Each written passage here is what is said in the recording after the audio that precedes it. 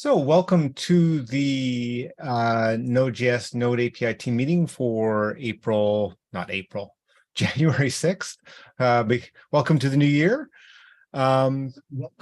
I guess before we get started, does anybody have any announcements they'd like to share?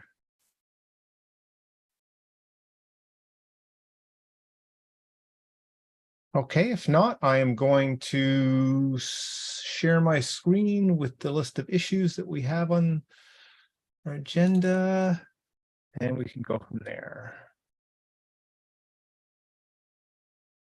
So for the first one is to get contacts for each of the runtimes supporting Node.js. I don't think we've made any progress on that yet. I haven't seen any comments in the issue. Anybody have any comments or anything on that?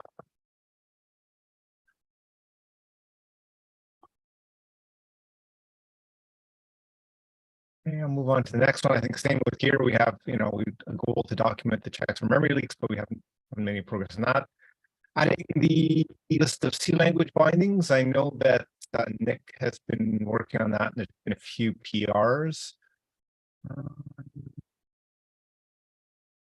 Nick's gonna let us know he was going to be here this week. I don't know if anybody else has an update on that one. Nope. Okay, and I think in terms of better coverage for the YouTube. So I think Kevin, last I see you volunteered to create a new page, which lists the videos. Yes, I think that page is in that PR. Okay, right. Okay. Whoa. What that line happened on my screen.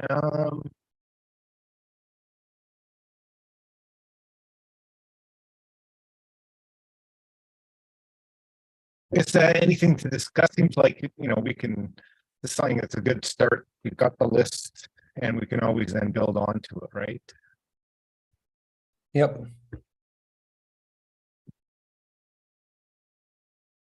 Okay. We might as well just land that.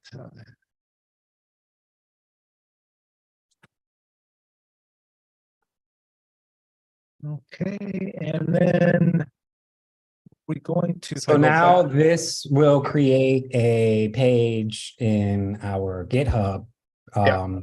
So where now for the second step of that issue was linking that page onto the Node API docs. Right. So where should that link be? Right. So let's see. It's probably similar page here. Right. So we've got this document in the main API. So probably somewhere in here, is there a table of contents? I guess that's just always at the beginning. And then, so somewhere in here, right? Probably makes sense. I'd have to read through to figure out but I think somewhere early on in this section, right? Like we got the stability guide. So there's basically a bunch of links here. So somewhere in here, it could be like, hey, if you want some videos to help you get started, here's the link to a page with those. Okay. Should we have like a special section so people can see from the table of contents, maybe some kind of references in the end or something like that, so people look on this table of contents and see it, that we have some extra data. Yeah, like an additional references section, and references would usually go at the end. Right. Right, because you got all the... Because all that's API stuff. Yeah. It's the kind of question, though, are they going to find it at the end is the one that be my mind. Right. Yeah, we can definitely mention them in the text, but also would be nice to have like a dedicated section so people who just looking through the table of contents can find it as well. Yeah, yeah. Maybe like a new section at the end But then in here, if you know, a bunch of references, including videos and whatever else to get started, are available in this references section. Okay. That makes sense to me. I can continue that then. Okay, sounds good. Okay, right.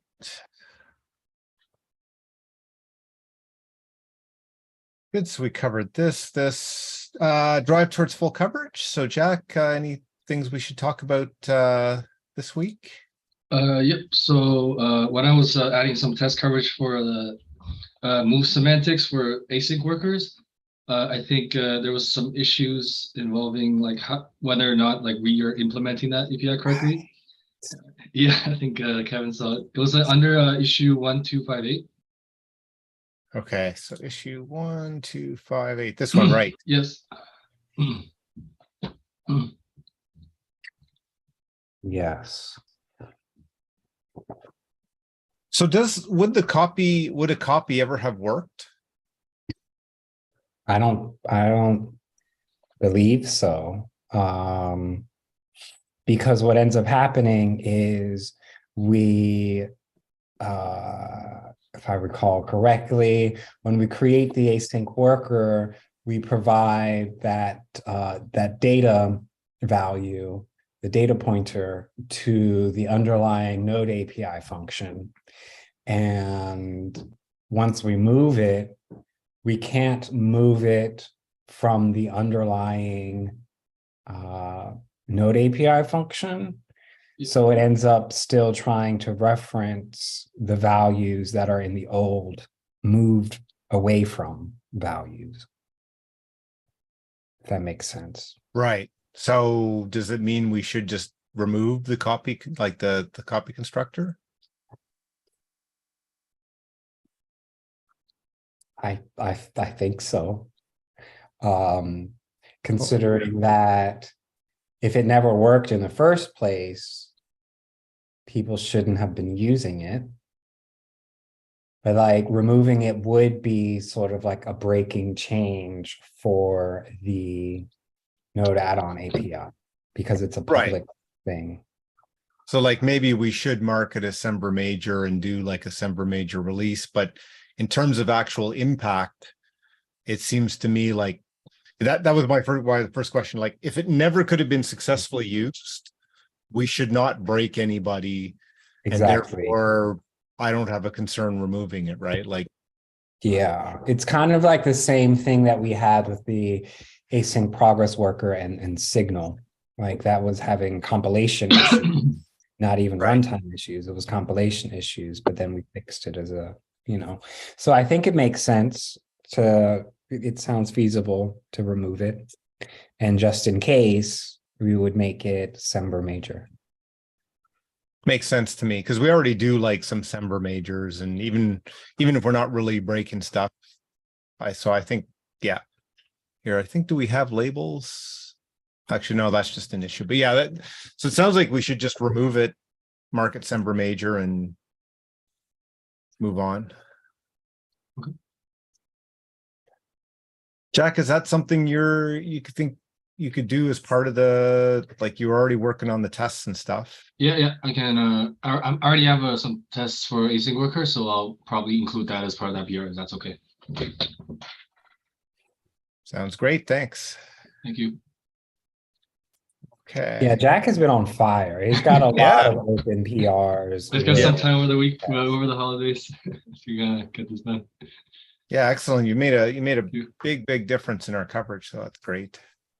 Thank you. Any other ones you wanted to bring up, or? I think that's good for now. Yeah, thank you. Okay. We'll look at the PRs and stuff later. Okay. So stale issues. Take a look there. Okay, so this one. Oh Lord, I completely forgot about this one. I don't have an update to that yet. Okay, this one, unbounded memory usage. This one was dependent on the change in runtime semantics. Yep. Okay. Thread safe function channel exceptions. That one is also Same thing. related Yeah, okay. to runtime semantics. This one. This one, I think, was related to that last, Right.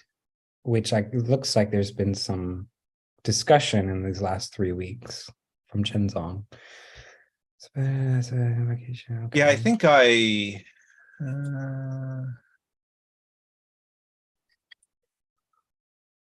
haven't had time to get back to it, but I'm thinking, like, I read through it and I didn't quite understand the flow, so I was thinking it'd be good to tweak a little bit to help, or maybe I'll understand after I read it a few more times. I just haven't managed to get back to that, so I'll try and do that.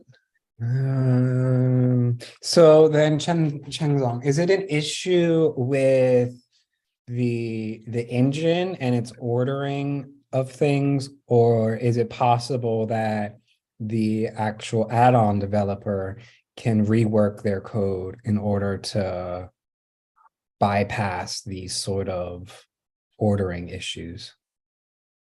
I think add-on developers can write their code to bypass this problem. And in the engine implementation, like say, Node.js core is using V8 APIs to create finalization callbacks for their own base objects, like to say. So Node.js, like we said before, Node.js is checking all the created objects wrappers based on V8 objects, and it will manually release them once node is going to shut down. So node doesn't rely on the finalization callback to be called at shutdown, and V8 doesn't call this finalization callback anyways. So the problem here is that Node API is calling this finalization callbacks at shutdown. This is different from how V8 works, but it definitely help some add-ons if they don't want to tag their own object wrappers. But for those add-ons, they have nested object hierarchies, and they will have to properly destructing those hierarchies in their expected ways. So that's how we are suggesting them to do those finalization in a cleanup hooks, which is called before the shutdown finalization. I see. Okay. Okay, that makes sense. So then one way to work around it would be then to release thread safe functions in the async cleanup hook and not the object wrap destructor. Is that correct? The suggestion to the add-on API issue is that it can release the object wrap before the thread function, since the thread function is a nested field of that object wrap class, and it will going to be released in the destructor of the object wrap. So we need to avoid releasing the thread function before the object wrap. I see. Okay. You can see the comment and posted here. The issue is that the object wrap is created before the thread function, but we are but the finalization at Node API shutdown is that the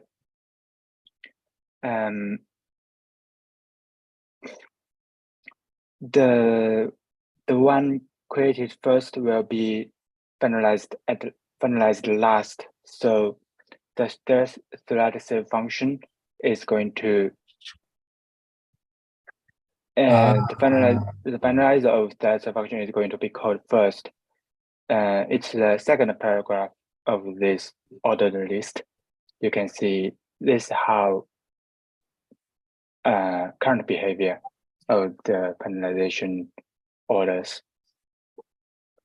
And you shouldn't really be dependent on the order, right?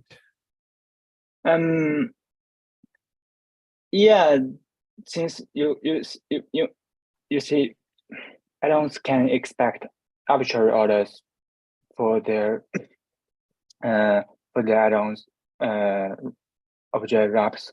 Like say they can create a third function before the object wrap, or they can create the third function after the object wrap. It's not predictable for Node core to release this to call this finalizer at the order the add-on is expecting.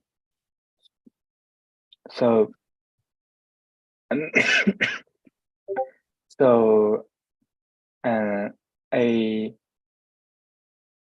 what I can think of the best approach for us is to suggest add-ons to release this manually with their expected order, since they can check those created object wrap in a list and they can release the list in a order they are expecting them to.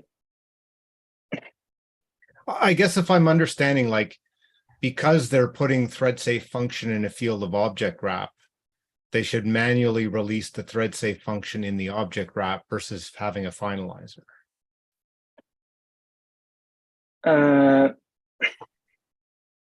Yeah, they should, since if the object wrap is alive, then the thread safe function should never be called. The finalizer of the thread safe function should never be called if, since they are not calling release of the thread safe function. Right. Thread safe function release on it.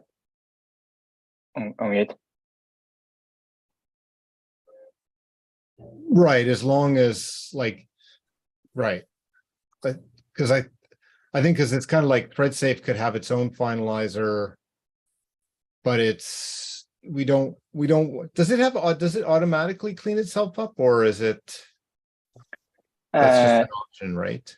Typically, no, it will not be cleaned up automatically, but the tricky here is that at shutdown, we are calling all finalizers at once and forcing the add-ons to release all the relevant resources. Yeah. But in this case, so like it would be don't add a finalizer to thread safe function and manual delete in the object wrap destructor. Is that? I'm not sure if it is possible for us to pass in a null pointer to the as the finalizer when creating the selected function. Okay. But especially Node add-on API probably have a wrapper around the finalizer. I'm not sure. I need to check about it. But yeah. So yeah, it may be possible, but I need to check if it's possible to set the finalizer as a null pointer. But even if like the finalizer, sorry, go ahead. I just looked, and yeah, the thread finalize callback is optional, as well as the data and the context. But the problem here is that even if you you set the finalizer as a optional, the destructor of the Node add-on API, there's a function wrapper, the class will be called twice, since probably I need to check about it. Yeah. Okay. Okay, so but it's I think your original question, Kevin, was like, can the developer write the code so that it'll work? I think the answer was yes. And this PR is intending to try and document how they do that. Okay. Yeah. All right, makes sense to me. Yeah. So yeah, I think we'll just have a bit more. I'll try and take another look through, and if it sounds like listening to Cass, you have a thing or two to check, and we can continue to work on this so that it'll be obvious what they need to do, which would be good. Yeah, and I'm thinking of uploading an example on how to handle this kind of vandalization, especially about nesting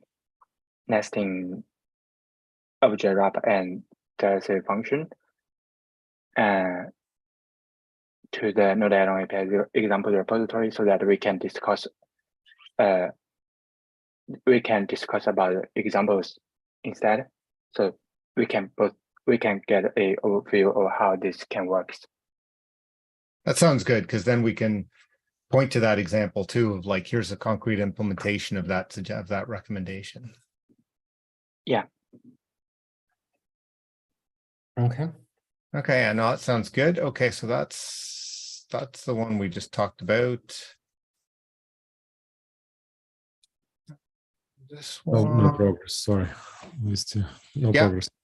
Yeah, no, it's fine. I think that's it. Okay, so don't think I've seen anything too new there.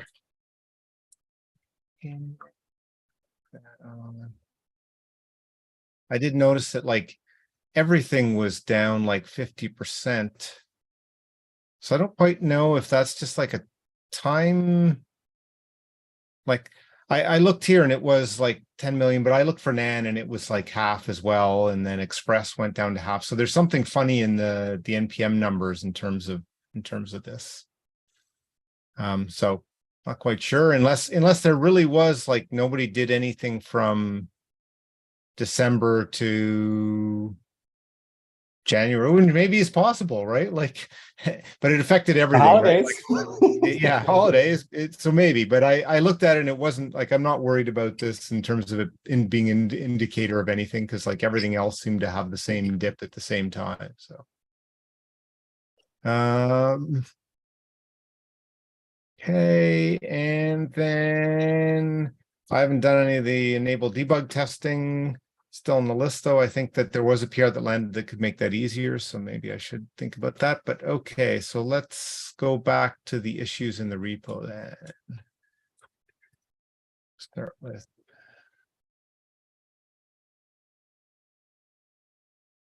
pull requests.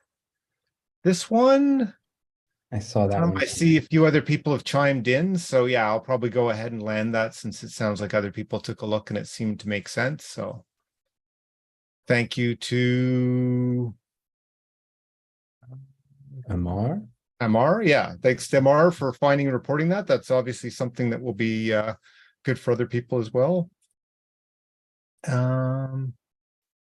These ones, so you've added some more tests. I guess those you're just looking for reviews, right? That was yesterday, so yeah, I guess they're fairly soon. Yes, I created this one as a someone made an issue saying that it was missing. Then yeah, I mean, it's just creating that type tag and check type tag.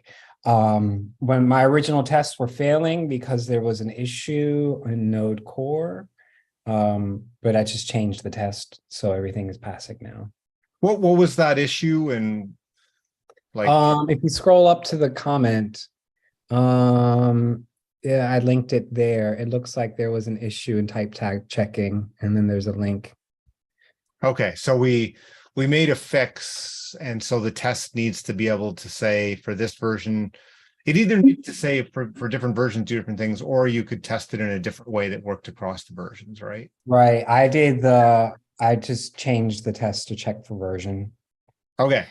Yeah. That makes sense. Okay, so it basically says if I'm version X, we expect it to work this way. If it's version Y, okay. So that's now ready to go, right? Yep. Okay. I looked at it quickly, wasn't 100% sure, so it's good to confirm. This one for the new overloads. Yeah, I think I took a look. I was just waiting to see if anybody else was going to take a look, but I see it's been a little while, so I might go ahead and land that one too. I don't know if Kevin, you wanted to take a look at it since it's thread safe function related. Yeah, I looked at it a different one. I think it was the Okay. first one in the PR Okay. list. And This one, right?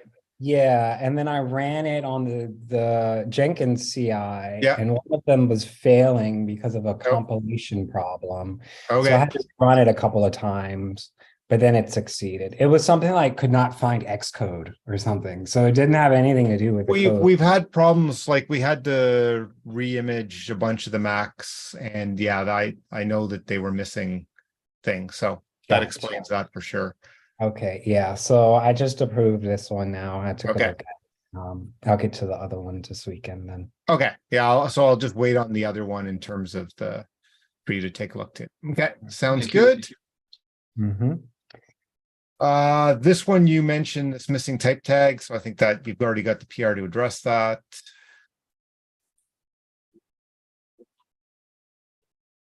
This one, I guess, still just waiting for somebody to take a look. You creating a huge object. I see Nicola's given some suggestions.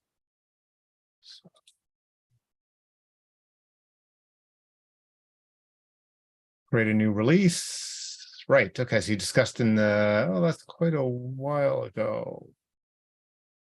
Yeah, we were waiting for those PRs, and I think they're all merged now. Yeah, they all Looks merged like it. already. We should probably do a release. The question would be, should we just wait for that one Semper Major one, or maybe not? I guess, like, do we want to wait for the Semper Major that Jack's going to put in to remove that? Or do these, like, do a roll up first and then do that Semper Major? I don't know. I would suggest to do it first because there is another issue I want to discuss, which also may require some major breaking API changes. Okay. So, okay, so it seems like we should be ready to do the release. I might just say Nick.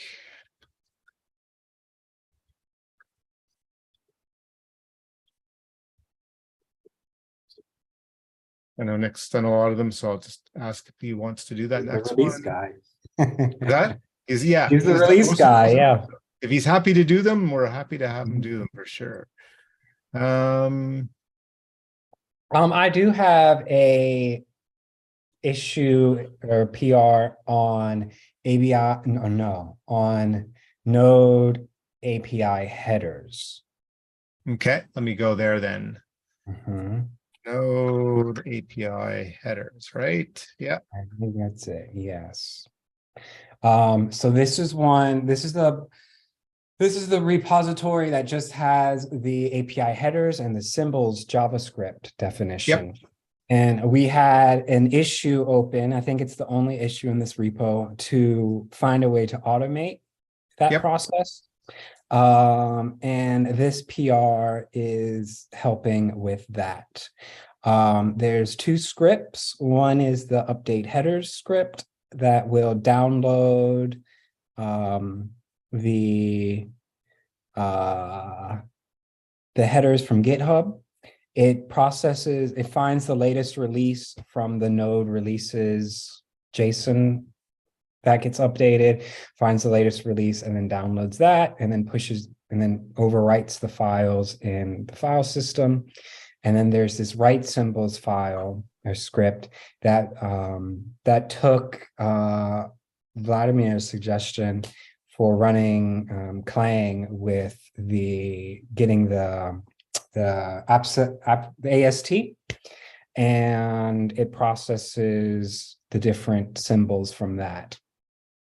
And then there's also a GitHub action to run the sync daily. And then the script checks if there's changes and if there's an open PR for anything, and if there, or for an existing change. If we go to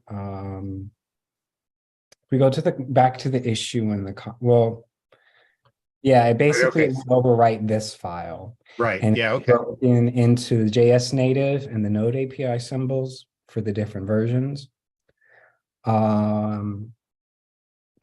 There's one thing though that I guess Nick also wanted to discuss was the inclusion of the experimental symbols. Should those be in this file? I think from past discussions, we'd agreed no. Okay. I thought, like, I kind of, and I'm probably the one who's pushed the most for that. Is like, I think those ones we don't want there because they can cause, like, they can definitely cause grief if you start to use them, right? And then they're different, or like, because we could decide to say, oh, it's experimental, we're never promoting it, so we're going to remove it. Okay. And so I think in terms of these, like in terms of providing a set of headers, there was lots of complications, which there might be some way we could come up with how to resolve that, but just including them, I think is a recipe for something bad. And so we decided let's do it without them. So basically it's, we've been not including anything that was tagged as experimental. Well, wouldn't you still have run into that same risk by using the experimental APIs natively from the API itself? Let me think why. Well, the thing is that you can opt in to the experimental APIs. I guess, would you still do that in this case? I think right. Okay. So this is where we have one set of headers, right? They're not versioned. Mm-hmm. So they're not tied to like a 14, a 16, and 18. If you actually use the headers that come with Node and you're building locally, experimental could be different in each of those, but you'll get the right set of experimental for the version you're building against. Because the experimental flag overrides the version, basically.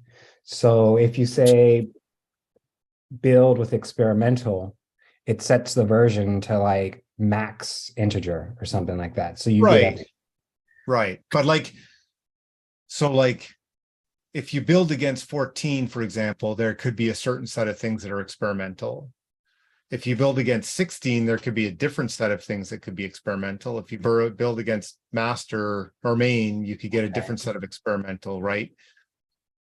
So, but we only have one header file in here, and it's taken from the latest release, which would be like 19.3. So there's no like targeting a specific node header to see what's experimental in that specific node releases header. That's partially what I think is the issue, right? Okay. Like, at least if I build with 14 and I opt into experimental, I know what's experimental in 14-ish, right? Like, and maybe things will be removed in later versions. So you can run into problems. I just think, like, in this case, there's even a bigger chance of running into things. Okay. And I'm not saying we couldn't think it through and come up with like a good rationale for, yeah, this works or isn't, but I don't think, at least in my mind, I'm not convinced there aren't extra gotchas yet. And so we've just left it. Nobody's complained that they've not been there. So I think it's a cleaner thing in terms of like, hey, we're giving you some headers. These are the stable headers. They work across all the versions, as long as, it's got the, hey, what's in the different versions of, like, we can say in version 6 includes this, version 7 includes this. We can't really say what experimental includes because that varies by node version. I see. I see.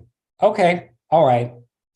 Then I can update my PR to remove the experimentals then. Simple Yeah, and enough. we can always revisit if somebody comes back and's like, hey, I really need the experimental features or whatever. And Okay. Sounds good. So then I just need to update. Should be removing something is always easier than adding. So right. Yeah.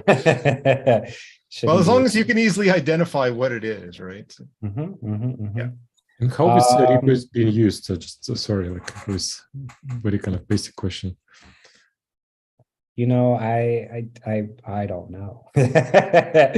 I can imagine how the actual include files are being used, but I cannot see how the symbols.js file is being used. I don't get that. I think it might have to do with something on Windows where you needed this list of symbols to build or link or. Oh, it's maybe some code generators, right? Like that's okay. Cool.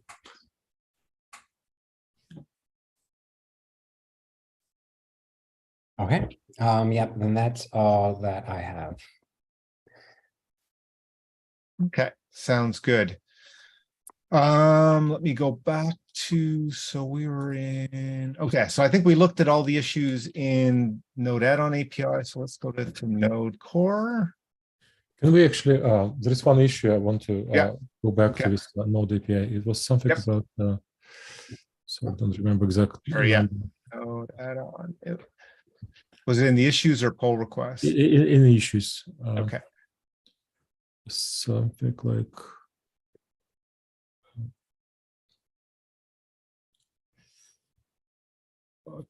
yes, this one. Mm-hmm. That one, okay, I just, yeah.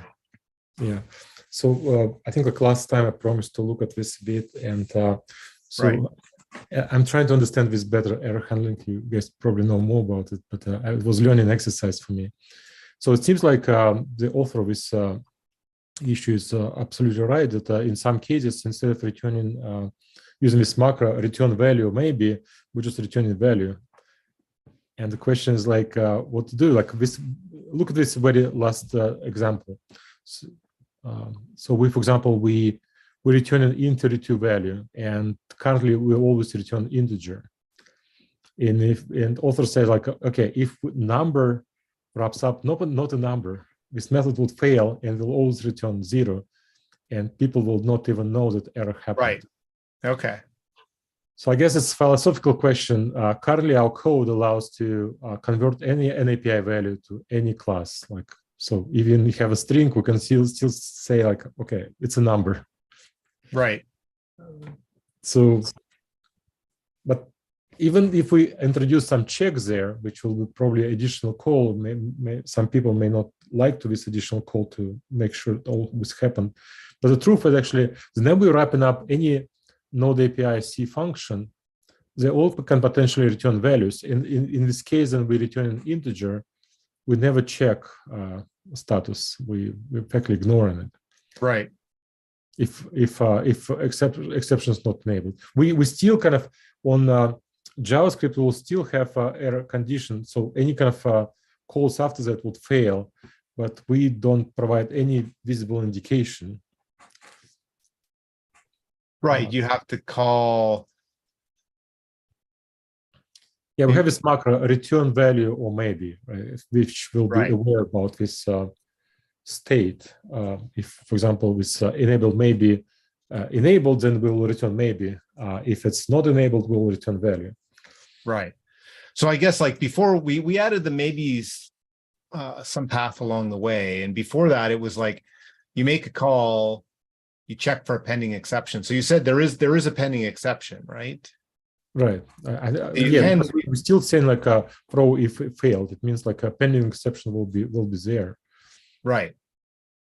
So, but it sounds like the sorry. Go ahead, Legendikas. Yeah. I just take a quickly look into this. I believe I've left this to without return the value with the maybe wrap intentionally, since V8 APIs can V8 APIs are it returns the raw primitive values like numbers, integers, without calling to JavaScript. But there are conditions like say when let's say for example in this full function, if the info bracket is zero, if the value type is not a int, is not a number and is not a int32 value, then it may throw. But in node.js core, we are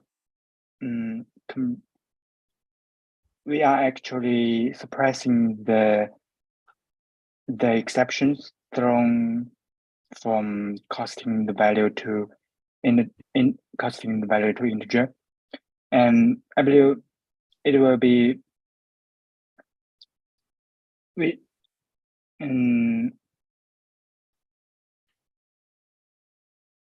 I believe we need to.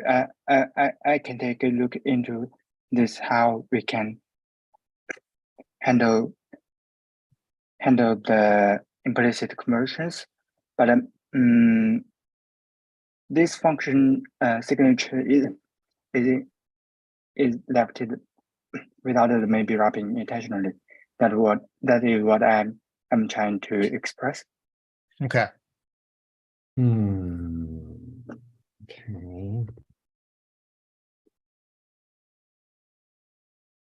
But you're still gonna look at your details, right? Like if it makes sense to return maybe. If the original thought is that if the type is correct, like say if you are casting the type, like say .s API number correctly, then this getter should not call into JavaScript, as this is the short path of V8. But if you are casting the value to number, but its value type is actually not a number, then it will implicitly call into JavaScript. And I believe this is the problem we may got here, and the return type might be incorrect. And so I need to take a thought on this, how we can handle the incorrect type when casting after the cast. Okay.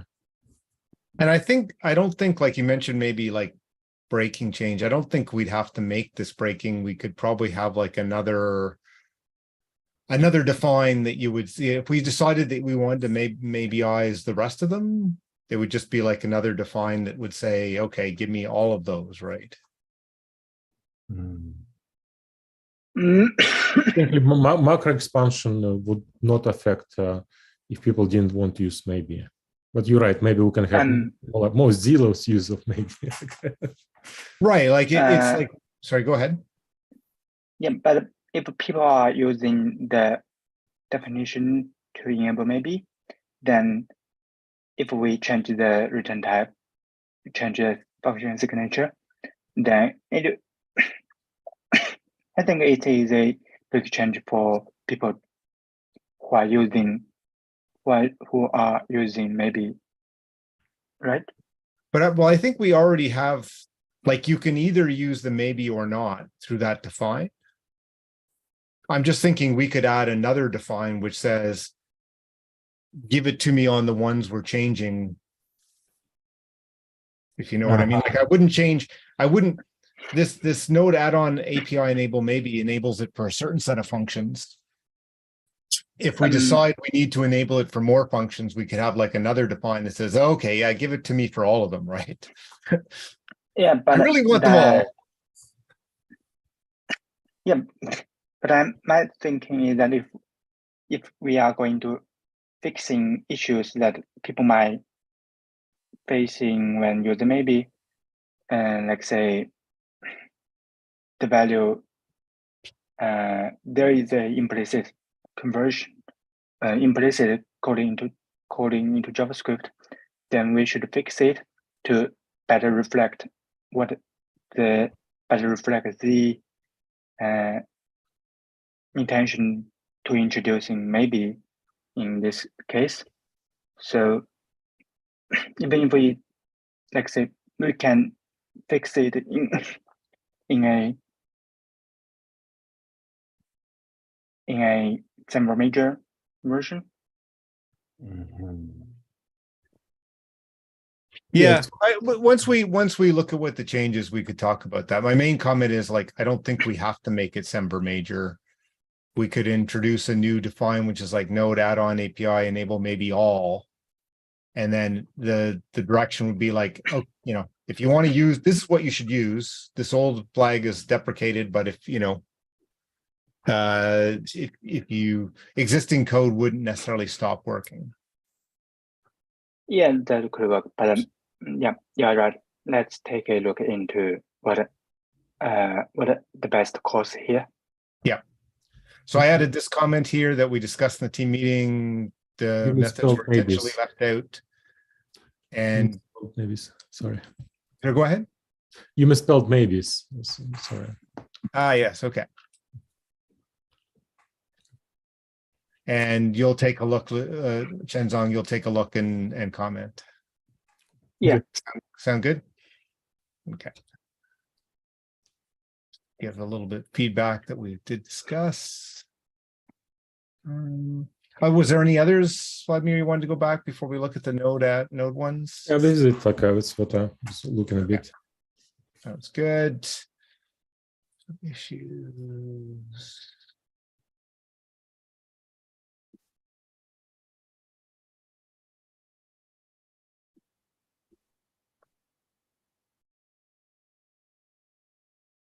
It's a colon after label, not an equal.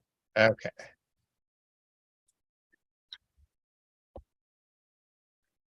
Okay. So we talked about this one, expose this one. It's probably new, although I don't know, maybe it was talked about in the last meeting.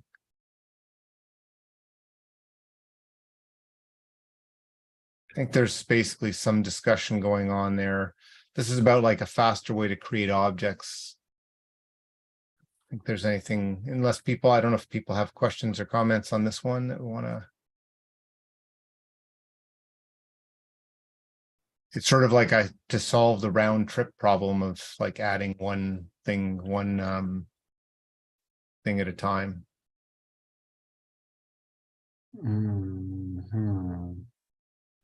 We do have something like defined properties. Is it not the same? Like... Yeah, well, that's, I think. Because I think that's to create a class. So they do mention that, yeah. So Oh, it's maybe that that only applies to classes and not objects. No, like defined properties applies to, it's exactly the second case. Yeah, okay. Because you have create object and define properties and define class, which has the properties as a argument. Okay. So then what is the problem? In my use case, I mean, just shape. Okay. Define class is actually it's our object template. I'm sorry, function template. But we don't expose object template. Yeah, I mean that was definitely like a V8 specific thing. Yeah, okay. So what's the proposal?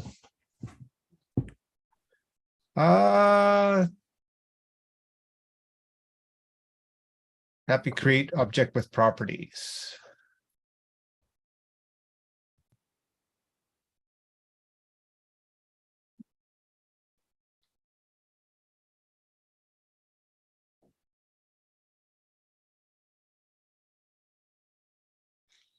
Okay, so point is actually to have new one, and in this case, we can potentially use object template inside of if we use the V8 engine.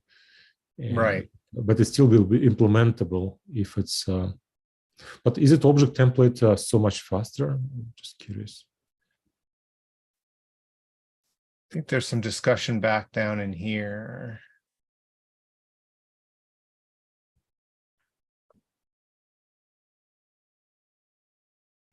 V8 template 16. So more than half. Fast. Yeah, it does look significantly faster. But when he said an API, it will be interesting. Like, are they using like a set name properties, or is they using like defined properties? That'd be worth asking directly. I think there was a link on that comment to the repo. Oh, okay. This link we can probably. Right But it's here. Okay. impressive improvement. Right, we can look at the source.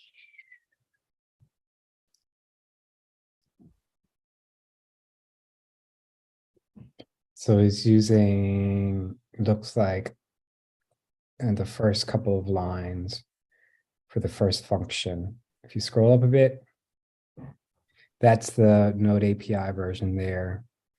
Okay. But he creates an array, foo bar, and then an object and an object set.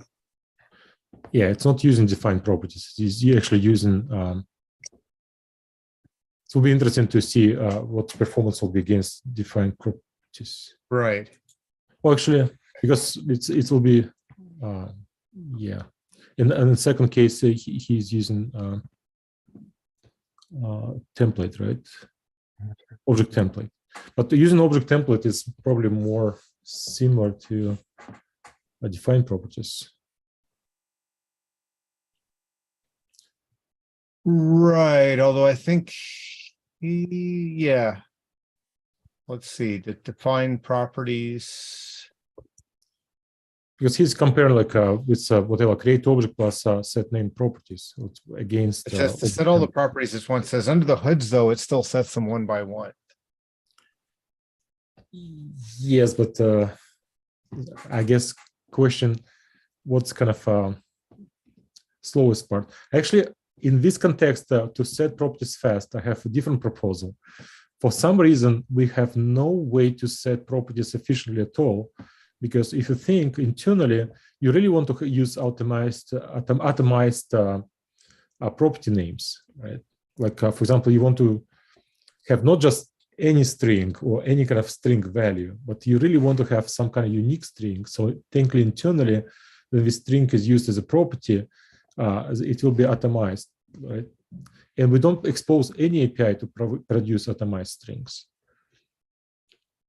What do you mean by atomized? So like unique strings, like like a symbol or no? I think. Sorry, I don't remember exact V8 term okay. use, but technically there is a way to say, okay, this string is kind of unique, like pretty much they kind of build in this special table of all strings, and your string has this unique entry in this table. In this case, they can simply use pointer from this table to kind of address your properties rather than trying to find it all the time. So technically, one of the inefficiencies of using strings is because we're not producing this internalized strings, like different frameworks using different term, but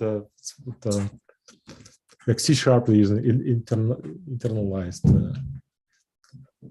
Even if you look on, for example, Hermes APIs, they do use such things that they have specific term called like property ID.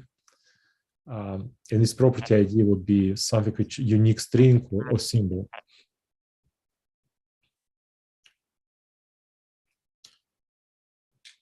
And I guess if we can do something like this, it also can improve speed. It will be probably a thing to experiment here. Because in the end, they're showing in that JavaScript is still will be 2 milliseconds, right? Like it still kind of beats even the V8 template. So we still we're missing something. Well, it's whenever you cross the boundary, you end up with some overhead, right? But why? Because I think like one of the kind of reasons could be then people parsing JavaScript, they internalizing all strings. So technically all strings which we're using as property names, they becomes like a unique atomic strings. Atomic strings, that's another term we can use. But when you kind of use it from C++, you don't have access to these atomic strings. And instead, it requires to find them in a global kind of table of all these atomic names every single time. And it's maybe wasting some time there as well. Right. But you don't want to put everything into that internal table, right? So I guess you'd need some way to say, this is a string I want you to optimize somehow, right? Yes, that's what, if we can introduce something like, I would like to have create property ID. It will be still an API value, it will be still string, but internally, we will simply say, if framework like V8 or Hermes, they allow you to make it effectively return a special atomic string. Right. Yeah. Atomic string. If not, it will be just the same string. It will be not right. They just give you a string. Yeah. No. That could make sense. So I would be interested to take his example and play with it with a couple of ideas. To see if we can add define properties just to compare it. And another one, what if we introduce these atomic strings? How far we can go? I'd say a question like how far we can go without. Maybe it's still worth to add this function as they're proposing, but can we do better? I guess it's a question I would ask. Okay, so I'm just writing this comment. Is that fair? Don't want to be volunteering you for something you didn't volunteer for. No, I'm volunteering. Yes, I'm kind of because I'm very much interested in introducing these atomic names because I believe it can improve some perf. I feel like it's just another vector to the same to solving the same problem. Says we discussed a bit in the Node API team meeting. Vladimir is going to go take a look and do some experimentation. Okay. Does that sound good? Yeah. Thanks.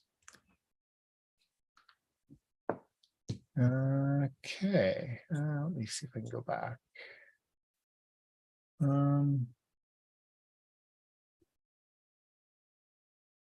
There's this one about invisible properties.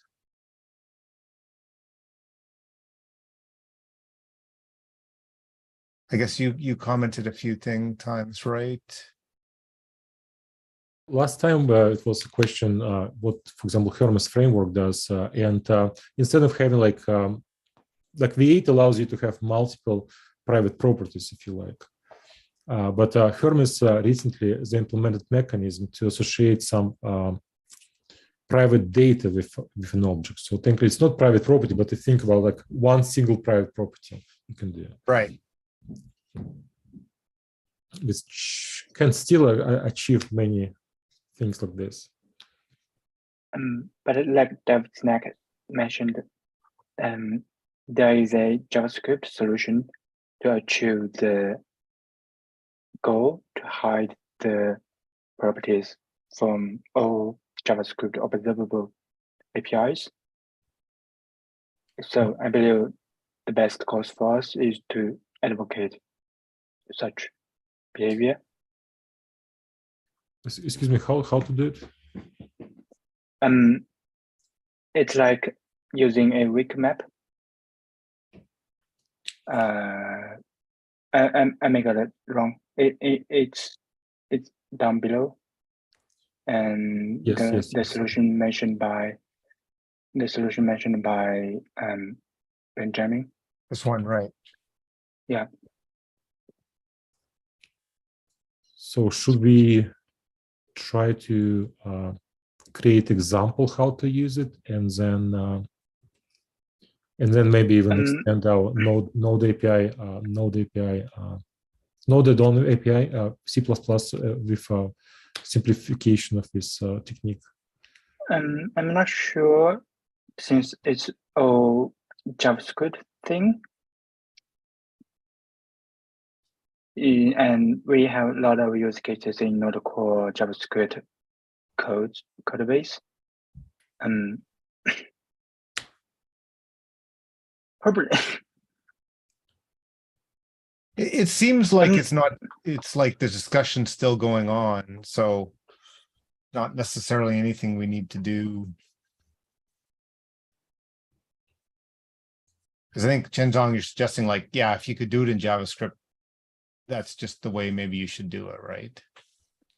Yeah, since like say JavaScript are all compatible with all other engines, so it to achieve the goal using JavaScript might be the most straightforward approach. And yeah, exactly. Yeah. And I'm not sure if it's valuable for us to add examples in the examples repository, since this is all about JavaScript. It's not about the native API. So I'm not sure if we need to. Well, this is not about JavaScript. It's about native API. So technically, the problem people trying to solve is, imagine you have some kind of object and they want to associate some native state with this object in a way that this native state is not visible to JavaScript code, right? Yeah, I mean, the solution is about JavaScript. So They're basically saying you know, instead of tacking on the object, just use a weak map to be able to get that same data, right? yeah. Yeah, but why not to create example which kind of shows this technique, make it? Yeah, I'm not I'm not opposing adding an example. I'm just not sure if it's valuable to do so, since the solution is all in JavaScript code, and add-on developers can already evaluate arbitrary JavaScript code with existing APIs, and yeah, that's the point. Like but I'm it not. wouldn't fit into our, like, where would we today we have like Node API, NAN, and the whatever we call the just Node add-on API subdirectories. It wouldn't fit into any one of those three, right? Because it wouldn't necessarily be C code. No, we can write it in C code. But effectively, you see, people have this. It's a repeating question. How people can associate native data with some JavaScript objects using Node API, right? So technically, initially they ask like, can we have an additional Node API? And so, but we think like a solution, we don't need to add it because we can use weak map. But then in future, if people have similar questions, why not just to add example? An example just shows this technique using weak map from C code, non-code, Node add-on API code. Yeah, if we write it in native code, then it could make sense in those examples. Yeah, makes sense. So, but I agree. If we can avoid some introducing additional APIs, especially if it's not widely supported by JavaScript engines, we should not do it. Okay, so yeah, an example on that one might make sense, but otherwise, I'm just looking here. I guess the runtime semantics, I'm not sure. We got a lot more feedback after the holidays, but maybe next time, if we have more time, I can see we're already 10 minutes past our time. We could go back and talk a little bit about that one too. But since I did notice we're 10 minutes after, anything else we should talk about specifically that people have think we should talk about this week before we close out? Yeah, I'm reviewing the PR by Vladimir for the runtime semantics. But it's a draft PR, so I'm still reviewing it, and I will continue the review. Okay. Yeah. Oh, thank you. Did you leave any comments? Yeah, I've just submitted submitted review comments before the meeting. Cool. Thank you. I didn't see. I also have one more quick one on, I just created it on Node add-on API. To update the contributors. Because I noticed Right. Jack and Vladimir were not there and they've been on the team for a while. So I think it's worthwhile to Definitely. and that's it. Thank you. Was You that an have two issue nodes or there. a PR? It's a PR on Node add-on API. Right. Okay. Yeah. Right. If you could just take a look on that. You have two repo names. Yeah. Okay.